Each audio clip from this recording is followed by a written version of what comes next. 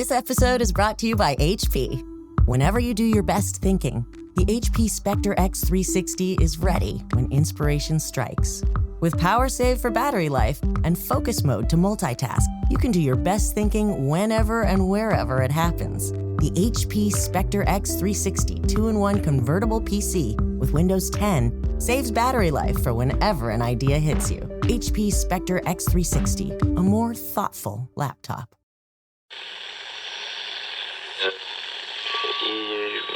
Empire.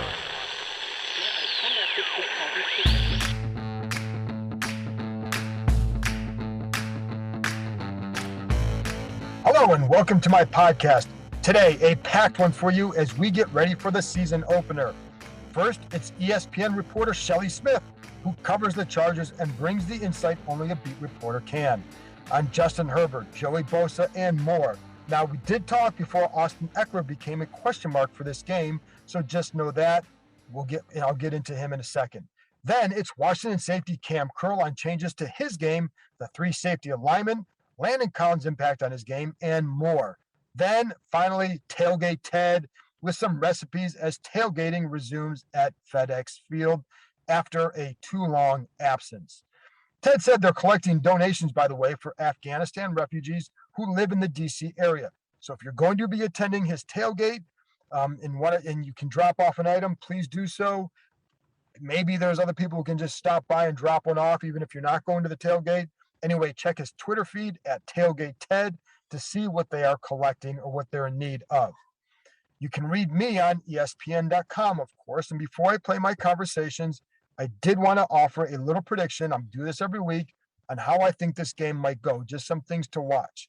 First, what concerns me is when I watch Washington is the urgency and tempo we saw in practices were a little bit different than the last couple of weeks. Some of that could be because we did not see entire practices. Some of this is CBA mandated with how they've had practices lately. There's been 3 last week, 3 this week, not as many padded practices. Again, CBA mandated. It taints your thinking because you were watching a team that was practicing a certain tempo for about a month or so, and then it seems to have tapered off. Is that a sign of something? But again, if it's CBA mandated, well, then other teams are practicing this way as well. So I don't know yet what that means. I also know the Chargers didn't play anybody and didn't play their starters in the preseason. These guys did. So who knows? But I think while the players have talked a good game about understanding the process, I think we'll really learn if they did or not by how these first couple games go. And I do think a big key to the season is not even so much the first couple games, and I'll stress this, it's the last half of the season. If they win 8, 9, 10 games, but they're playing really well at the end of the year, I think they're going to be very encouraged going into next year in the offseason and then next year that they're headed in the right direction. This is a tough schedule. If receiver Curtis Samuel does not play, then as I record this, there's no reason to believe he will, and it wouldn't shock me at all to see him miss the first 2 games. I sure as heck figure wouldn't shock you either. I don't think that's a death sentence for this offense. I think a bigger thing is the fact they haven't played together, not a lot of them, or not enough of them. New quarterback, but I like what they still have with Terry McLaurin, J.D. McKissick, Adam Humphries, Logan Thomas, De'Ami Brown, I think will be a big help, and then Cam Sims, as well as Antonio Gibson. McLaurin's ability to play all over still makes him hard to defend, and it will so on Sunday. He was excellent out of the slot last season in addition to outside. Keep that in mind. De'Ami Brown will play a role. When I was watching practice on Thursday, I saw a handful of guys running routes, just was quarterbacks, receivers, running routes in the red zone. The receivers running it, they would just have one receiver out there running it with the quarterback. It was Terry McLaurin, Adam Humphries, De'Ami Brown, Logan Thomas, and then a little bit of Antonio Gibson. Just keep that in mind. Not having Samuel will sting, but if Ryan Fitzpatrick has a good day, I think they certainly have enough. I'm concerned about the starting offensive line. Outside of Joey Bosa, the Chargers, though, aren't loaded with pass rushers. Perhaps Jerry Tiller on the interior, and Shelley Smith and I will get into him in a minute. I like how Sam Cosmi has developed at right tackle, but facing Bosa is different. He's faced Montez Sweat and Chase Young, of course, but this is going to be an elite-level pass rusher who he is not used to seeing. There's a difference, and he's going to be facing a lot of Bosa. And I want to see if Charles Leno can play a solid left tackle opposite Cosmi. So I think there's a lot to learn about this offense. and we're going to see. The main reason I'm picking Washington is because of the questions surrounding Eckler's health. And he's missed 2 straight practices because of his hamstring. But the word out of LA is that they're optimistic about his chances. If he plays and is healthy all game, I think the Chargers win. But will that happen? He missed 6 games last year because of hamstring issues. Also, the Chargers have 4 new offensive linemen, including a rookie in Rashawn Slater, whom I really like, but who hasn't played meaningful snaps since 2019 at Northwestern. And by the way, he did an excellent job against Chase Young in their one meeting. I think Slater's style of play, he's very technically sound, but also outstanding with his hands. It makes him a tough matchup for Young. But Young has also progressed quite a bit since then, and so we'll see. How soon does this offensive line mesh? Does Brian Balaga's back injury flare up at all? It's a new staff with a new system. They didn't play their starters in the preseason. Justin Herbert was excellent last year, but as Pete Haley mentioned in practice on Thursday, this is going to be his first road game with the Pack Stadium. And I wonder how that impacts him on third down, where he was good last year. If there's no Eckler, this game tilts in Washington's favor, or if he's not 100%, I think I picked them 23-21, but to be honest, my confidence meter on this one is rather low. I just think they might be getting the Chargers at the right time with also a new staff, new offense, a lot of new parts on the offensive line. Maybe this is a good time to be getting them. Okay, that's it for me. Now it's time for my conversation with ESPN Shelley Smith, the vibe from LA, and why she loves Justin Herbert.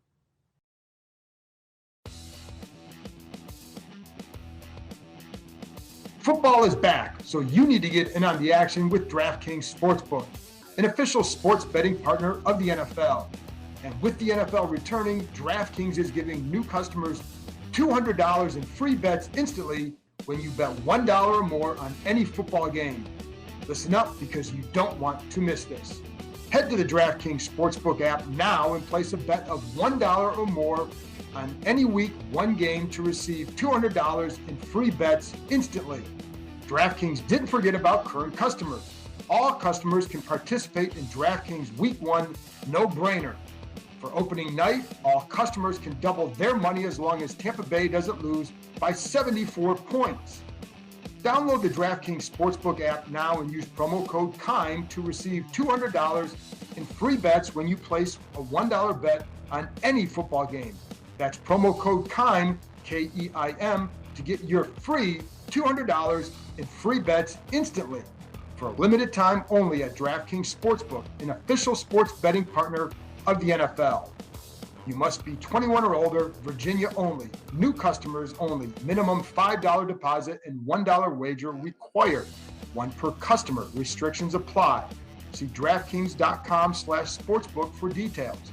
If you or someone you know has a gambling problem, call the Virginia Problem Gambling Helpline at 888-532-3500. All right, Shelley. Well, let's start with the most important position, because that's all anybody wants to talk about. And my position? there you go. Not the most important? Well, I wish I was. I'm not even the most important in my house, so it's, but when it comes to these games, it's always quarterback. And it's funny because, and I wrote a story earlier this week about them choosing Chase Young over Justin Herbert. Would they do it again, et cetera? Justin Herbert's really good. So I'm just curious. He's learned a new offense. What stood out for you in covering Justin since he came in? He's a terrible interview. He's a wonderful quarterback and not getting enough attention because he's not a very good interview. And what he does is he says all the right things all the time. I asked him, I said, what would it mean to you to be the first quarterback to pass for 6,000 yards? Well, we're just trying to win the games, and it's and you're like, okay, yeah, whatever. But he is a fabulous quarterback, and he's so smart. He won the academic Heisman, the equivalent of the academic Heisman. He would be in medical school right now if he wasn't throwing footballs.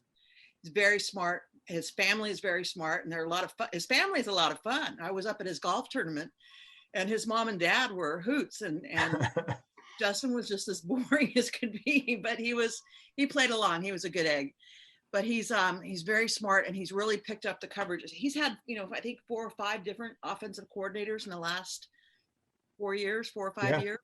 So he's been able to pick up things really quickly. And I think Joe Lombardi has meshed enough of last year with this year. So it's been a little easier for him, but he's good. And that's what I was going to ask you, because it is a new system and it's hard to do that in your second year, especially coming off the year he had. So how has he handled that?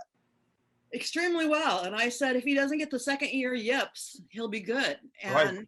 he could get the second year yips, but I don't think he's the kind of person that will, because he doesn't do anything that's out of step or out of line. And he's just very athletic. He's got a great arm. He's got a great sense for the feel of the game, of where to go and what to do. And he has great teammates. His teammates have been fabulous. And his receivers probably among the best in the league. Yeah, they're really good. Did he surprise you last year? Oh my gosh, yes.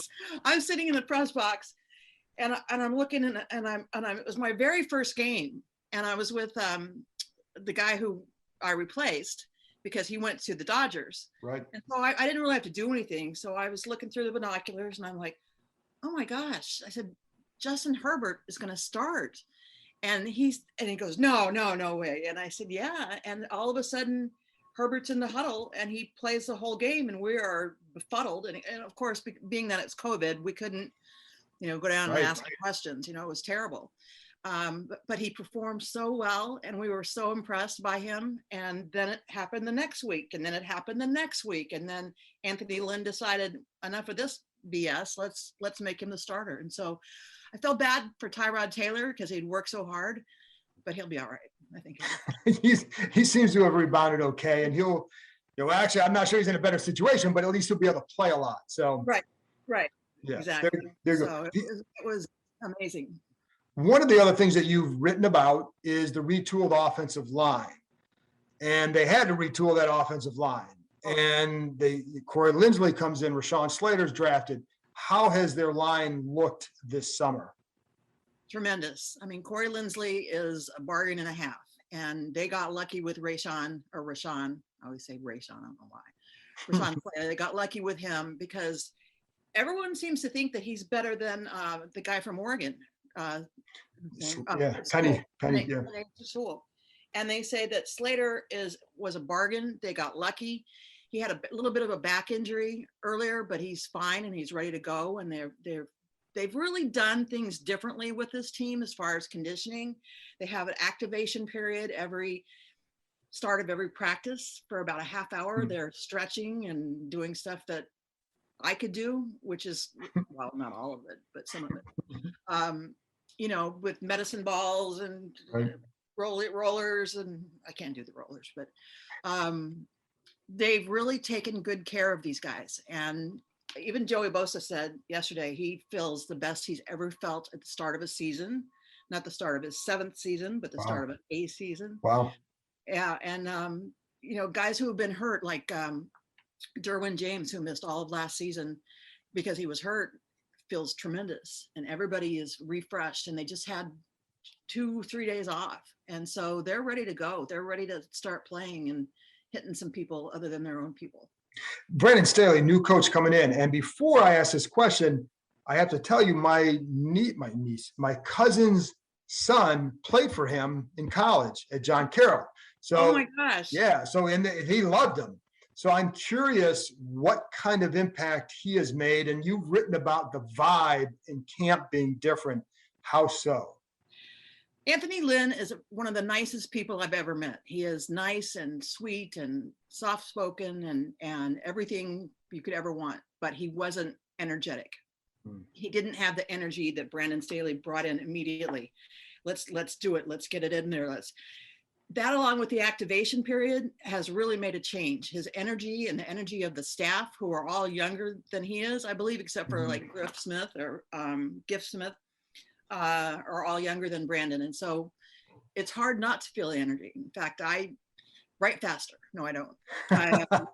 But people, Joey Bosa said, he goes, if the ball comes to me, he goes, I'm going to pick it up and I'm going to run, and you're going to see a speed you've never seen from me. And I said, faster or slower? And he said, faster. And I said, well, that's a good thing. So everybody's fired up to see this team. What's going to be interesting is to see what the defense actually is, right? Because we haven't seen much. So we know it's going to be a 3-4 sometimes, and a 4-3 sometimes, and a whatever some other time, but we don't know exactly what the rhyme or rhythm of it is. But we know that Derwin James is going to be the leader of the defense. He is a stud and a half. Yeah. He's calling the plays and he's running the whole show. So it'll be fun. That guy is really fun when he's healthy. And this team wanted him there was a guy that was high. Oh, they did? Some people here really, really liked him. And yes. And I guess the whole thing for him is, can he stay healthy? But how are they going to use him? Are they going to use him all over like they have in the past? I have no idea. I asked him, where are you going to be? He said, wherever the ball is. And I said, okay, fine. But how am I supposed to follow you? And he goes, just watch. Oh, okay.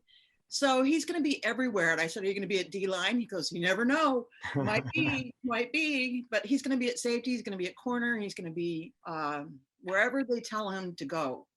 And it's a very specific role, although it's not specific enough to tell us what it is. Right. And that mystery. Yeah. I guess it's the same thing with Bosa, because if it's a 3-4 versus 4-3, right. Is he going to be up? Is he going to be down? How is he? Because rushing when you're up versus down is a difference for these guys when you're used to it. How is he kind of talked about his role? And what does he say? Well, he was talking a good game at the beginning of training camp, saying, well, by the end of training camp, I'll have it all down. But I don't know that he does. He was saying yesterday, well, I'm pretty good standing up, but I don't know. He prefers to be down, but if he has to stand up, he will. So I think it's just a learning process. And I think that's going to be the most fun part. Well, one of the most fun parts of the game. He'll be watching what they do on defense. Sure, because there's a lot to learn. I think that's an advantage for them. And the fact that they didn't play their starters, or at least, did they play any starters in the preseason? Very few. Slater played like the first game. He was on the first drive, and it ended up being the longest drive of the entire season. It was 21 plays, and he was in all of them. So then that's why he sat out the second game and the third game. But he was very good. Slater's very good at left tackle, and I think he's going to continue to be good. So the funny thing is, because usually people get, if you don't see the starters in there, fans kind of get like, well, they need to see more. And so many coaches have gone away from that. And I know Sean McVay went away from that, and Brandon was there in LA. So with Sean, but what was the reasoning behind that? Was it, and it's an unusual preseason anymore for a lot of these teams. So I know, I think it was all about health and not wanting anyone to get hurt needlessly, which I understand. It doesn't make any sense why Rashawn Slater was in the first drive, except I think they wanted to get him some game experience. Right. Everybody stayed healthy. It's pretty amazing. The big key in the NFL. It is. And looking at that defense then, because we know about Bosa, we know about Derwin James. Some of the other questions, they lose Melvin Ingram. Can Jerry Tillery be that second pass rusher? And then you also have a couple other linebackers, other pass rushers that could emerge. How did Tillery look, and who's kind of winning and I know you wrote about who might start at the other spot, but how is that spot looking? Tillery looks like a different person. He acts like a different person. I think he is a different person. Nobody really liked him much last year in the media because he was a terrible terrible Zoom interview. And all of a sudden he's blossomed and he's funny and he's energetic and he's like like somebody flipped a switch behind his head. And he's looked good. Uchenna Nwosu has looked good. And I'm glad you put that, because I was going to ask you I wasn't sure how to pronounce that name. So that's why I saved it for you. Yeah. Well, thank you. Thank you so much, John. Uchenna he's solid. But I think Tillery is going to be really key. He says he spent all summer in Hawaii. He said he feels the fastest and the strongest he's ever felt. Really? And I'm like, yeah. So, and he's a big guy. But he's not. He is. Big. He's just big. See, my family and I went to Hawaii a few years ago. I did not come back faster.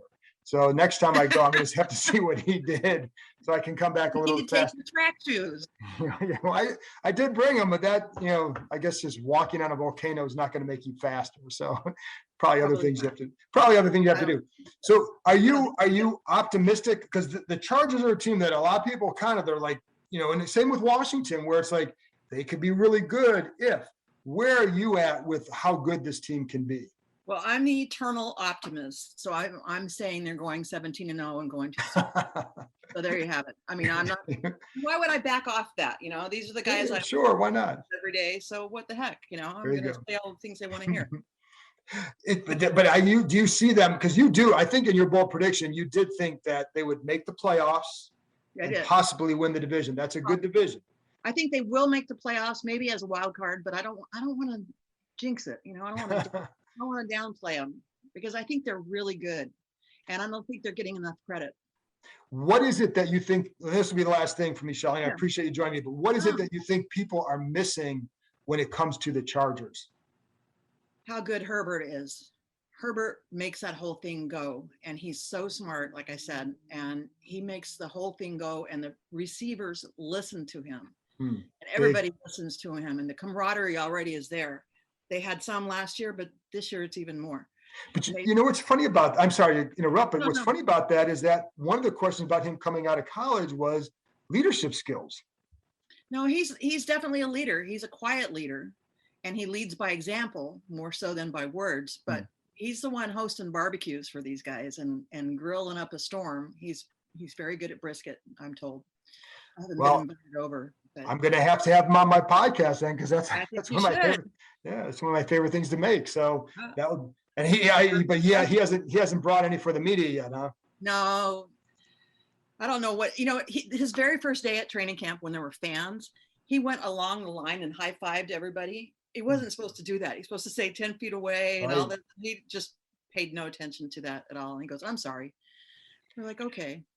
Well, and the funny thing is, I apologize, I said the last thing, but other guys we haven't mentioned, you have some, like you said, some really good receivers, Keim, and then you have Austin Eckler. What are you anticipating from those guys in particular? Who'd you say first? Keenan. Oh, Keenan now. Yeah. I think I saw Keenan yesterday, and he's just a happy, great guy. And Austin Eckler is going to be a force to be reckoned with. He got hurt last year, and he spent so much time in the weight room, the rehab process. He spent a lot of time with Derwin James, that you can imagine how that would rub off on you. And I think he's going to be tough to bring down, either running or receiving. Shelley, thank you very much. Great information. Appreciate it. You're the best. I appreciate it. See you this weekend. All right. Thanks. Have a good trip. You too. Thank you. After this break, I'll be back with Washington safety Keim Kurl. I can't believe how he likes his steak cooked when he goes out with the defensive backs. The season is starting, and Prosper Insurance is helped to stock you up on your favorite Washington football team gear by offering a $25 gift card to the NFL shop when you get a home and auto quote with them. You don't even have to buy a policy to get the $25 gift card, though the savings will be worth it. I can tell you from experience, the quote I received was $2,000 less than my previous insurer. It might not be like that for everyone, but why not find out? Finding the right insurance can be a pain, but Prosper makes it easy while providing great service and advice. Their licensed advisors shop the market with top companies like Allstate, Nationwide, Progressive, Travelers, and more to find you the perfect coverage at a great rate, which helps explain why Prosper has more than 1,000 five-star reviews on Google. You have nothing to lose. Simply visit prosper.insurance/Keim to get your quote and a $25 gift card. That's prosper.insurance/Keim, Keim. This offer is good from August 29th to September 12th. You know what else is cool? They plant a tree for every policy they write. That's more than 66,000 trees and counting. Get ready to feel good about your insurance. Welcome back. Now here's my conversation with Washington safety Keim Kurl. Well, I'm just curious, for you, coming into year two, how different do you feel compared to last year? Even at the end of last year, because you were playing really well. I really just feel like a smarter football player, you know what I'm saying? I feel like a more seasoned football player than last year, having all that experience from playing and starting, so I feel better, really, overall. When you have Landon back, you have Bobby out there, I've seen a lot of three safety looks out there. How much of a valuable piece of this defense can that three safety look be? It can be a real valuable piece, just having us three on the field. We're all smart. We all know what we're looking for. We all can play off each other. So we like it out there. Us three, we like it out there. It's just we're going to see how many times we're going to be out there together. What's the advantage of that look? Really, they don't know what's coming. You know what I'm saying? All of us can blitz. All of us can play high. All of us can play in the box. So they really don't know what's coming or how we're going to come. And then you working a lot. We saw you dropping back, free safety a lot. And I know we've talked to you about this before. How comfortable do you feel in that role? I feel real comfortable, you know what I'm saying? Just getting those reps in during training camp and learning stuff from Bobby and the other guys, you know what I'm saying? I feel real comfortable. What is it that, because again, your background in college, you played corner, you played all. How did that background help you for that kind of a situation? It helped me a lot, just being flexible and being able to play multiple positions and knowing stuff, knowing techniques from all those positions, it helped me a lot. And then you have a quarterback like Justin Herbert this week. What's been your take of him, studying him from last year? We know he can sling it, you know what I'm saying? We know he's a smart quarterback. We just go out there, can't make mistakes, you know what I'm saying? We can't just give him easy things to add on to and develop on and get his mojo going. So just going out there and playing hard and taking all the stuff away that he's going to be looking for. Why was he good on third downs last year, do you think? I feel like last year, he was a rookie, but I feel like he was one of the smarter rookie quarterbacks, you know what I'm saying? Just him having that knowledge in the quarterback room and stuff, it helped him a lot. But I feel like we can get the bigger hand. And then for you, when you see the difference in your game, what are some of the little things that you can do now or that you're seeing now that you weren't last year?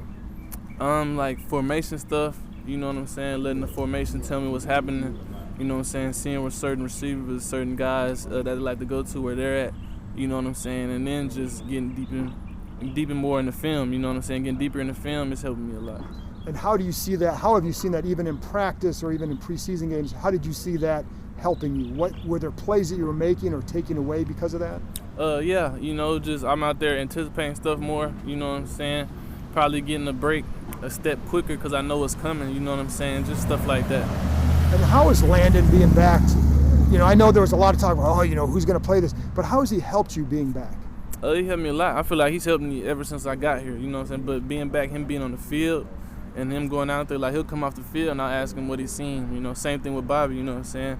Like what y'all was in, what did you see right there? So just that part of the game, helped me a lot. Did you miss, I know he was there for part of it, and you certainly developed on your own pretty well, but did you miss having a guy out there like that? A guy like him, yeah, but I don't think I had the shades of Everett out there, I had Reeves out there, older guys who are older than me who helped me, you know what I'm saying? They played a big part in my development last season, so those guys right there helped me. What is it for when you look at a guy like Landon, he's a guy who's had a good career so far, done pretty well. What is it that stands out about him when you say this is why this guy's good?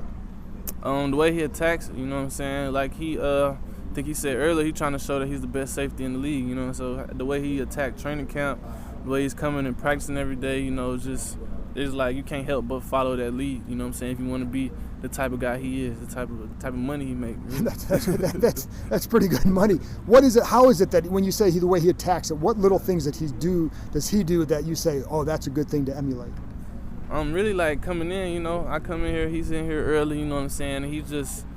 And the defensive wise, he knows what everybody's doing on the defense. You know what I'm saying? He can call stuff out. He'll call stuff out that he sees. You know what I'm saying? But like the mental game, his mental game is good. Like probably, if not better than his physical game. Do you like?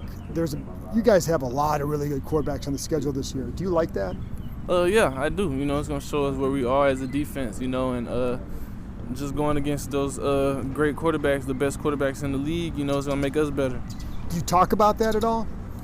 We haven't talked about probably anybody else on the schedule except for who we're playing this week. But we know what the schedule looks like. So we know we're going to have to come with it. So it's nothing different. And then William Jackson was telling us how you guys like to go out to Ruth's Chris, go out for some fellowship and how important is that?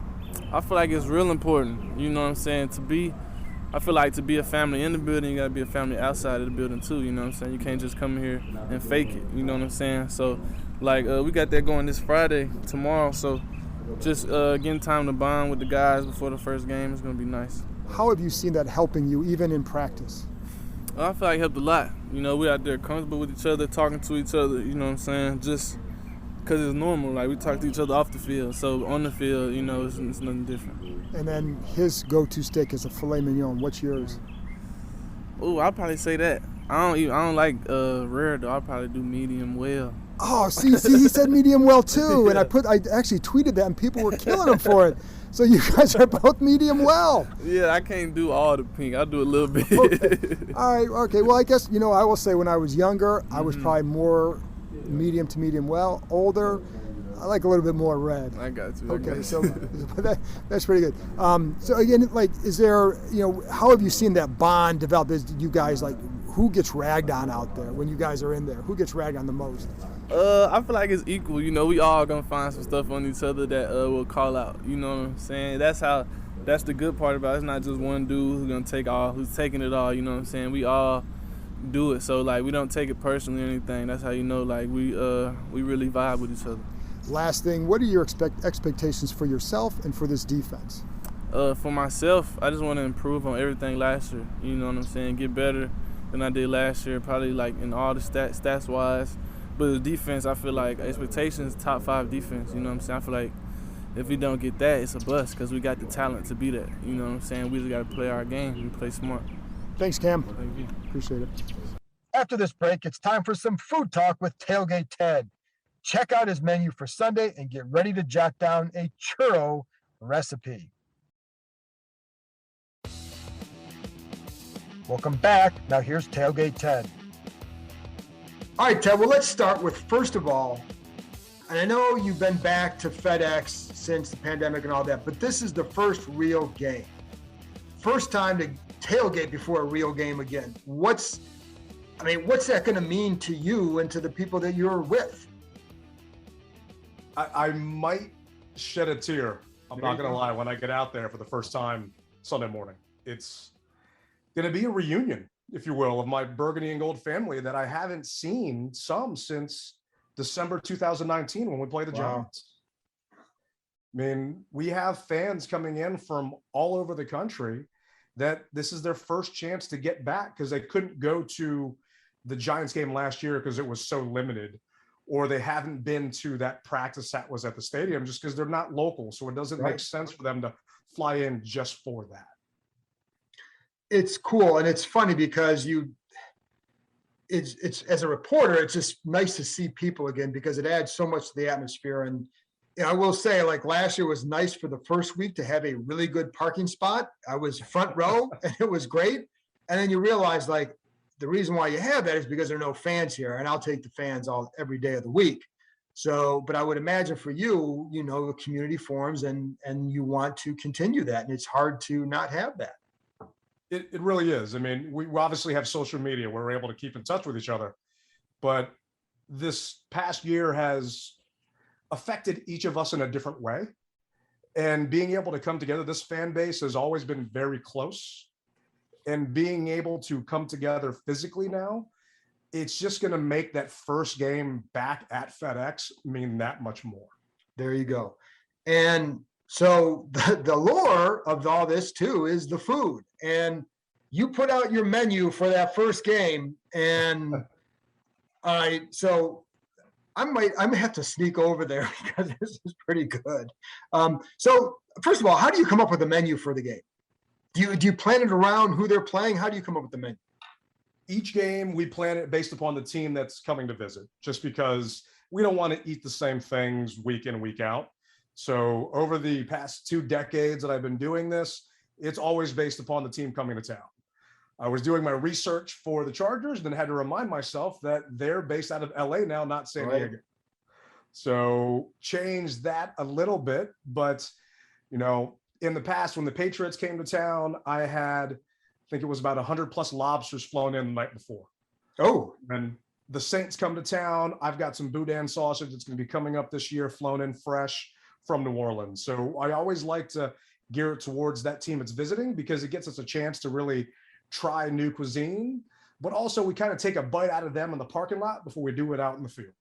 There you go. So what of the menu, what are some of the things that you're most excited about making? Well, I'm looking forward to the In-N-Out animal style French fries. A lot of people haven't had a chance to go out there. So being able to kind of do a spin on in and out dishes, just because you're not allowed to have those on the East Coast. They don't freeze any of their stuff. It's all fresh. So we're going to do some fresh French fries out there, in and out animal style. And I'm looking forward to cranking up the sous vide again. It's been some time. So we're going to be doing some sous vide carnitas. So some pulled pork carnitas at a taco bar out there. See, and that's like the carnitas are if I'm going to a Mexican restaurant, it is a lot that I'm getting that because that's my favorite. So, so are you going to save me some? I will make you Okay. a tray to take into the stadium with you to make everybody else jealous. That's not a problem. So how do you, with the carnitas, is it, I mean, what do you're doing a sous vide? So how long is that going to take you? Is there a different recipe that you're using for it, or?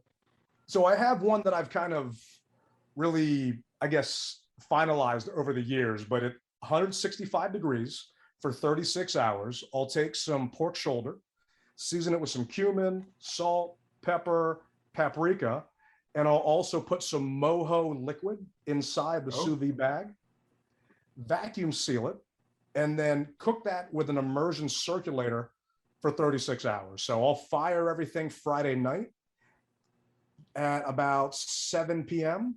That way it'll be nice and ready to pull at 7 a.m. Sunday morning, stick it in the car, and then start shredding some pork once I get out there. That is awesome. You also have the In-N-Out style burgers. What if somebody wanted to make the In-N-Out style burgers on their own, what would they do? So it's fresh patties, not frozen, but if you can't find fresh, don't stress. The big thing is season the patty, cook it on one side, and then before you flip the patty, hit it with some yellow mustard. And then spread that yellow mustard on that patty before you flip it, and then let it cook with the yellow mustard down, and it forms a crust underneath. And that's where they get a lot of their flavor. And it just basic yellow mustard. Basic yellow mustard, nothing super fancy. I wish I could say it was something extra special. I will throw some Dizzy Pig raising the stakes on top of it just because I want a little more seasoning. Okay. But no, that's what In-N-Out does. Is they just do yellow mustard when they're cooking their patties on that griddle. All right. And to me, a big star here, and this is, I think you may have even tweeted a picture of this, the cinnamon sugar churros. How do you make those? So I'm going to cheat a little bit there. I'm going to be going to Restaurant Depot, and they have some churro mix, where I'm going to be able to grab that. And I have a deep fryer, actually 2 deep fryers that we run at the tailgate constantly. And I'm going to be deep frying some churros on site, and then just letting them soak in that cinnamon and sugar after the fact once they come out that fryer, and chop them up and put them right on that line. How long do they have to stay in the fryer? At about 365 degrees, really not that long, just maybe 2 to 3 minutes, depending on how hot that guy's going, and until they start to float. And these are, I assume these are the if you're on a diet, these are the ones that are good for you, right? Oh, exactly. Yeah, they're sugar-free. Which is kind of hard to be when they're cinnamon sugar churros. So, but that sounds really good. So how much fun do you have putting together these menus because of that? This must, for somebody who loves food like this, it's got to, increase maybe your knowledge of everything and other things you want to try. I've really missed it. I haven't really cooked the past year just because I haven't had any inspiration. I haven't had a need to cook for anybody. Shout out to Mrs. Tailgate because she's been doing a majority of it.